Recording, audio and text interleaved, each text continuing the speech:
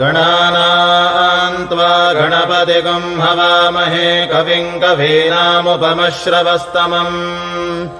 ज्येष्ठराजम् ब्रह्मणाम् ब्रह्मणस्पत नः शृण्वन्नोतिभिः सीदसादनम् महागणाधिपतये नमः।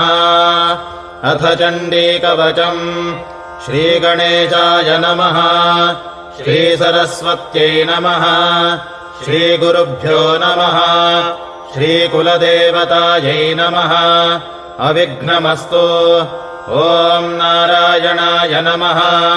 ॐ नारायणरोत्तमाय नमः। ॐ सरस्वतीदेव्यै